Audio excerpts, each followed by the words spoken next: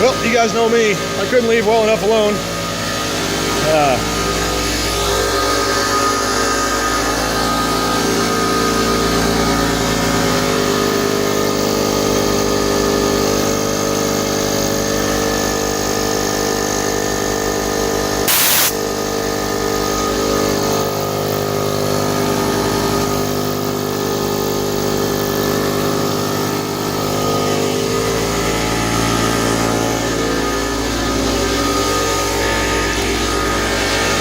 So I got, stand out here.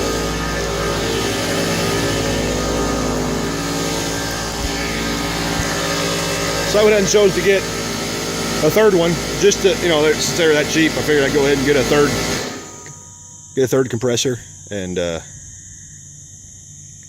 they just topped off. I figured I'd go ahead and get a third compressor just to make sure that I had enough airflow, and I got it I put them all in a system so that you could add and remove a tank if you need to. So that's kind of what I got going on. So I'll keep you guys updated on how this works.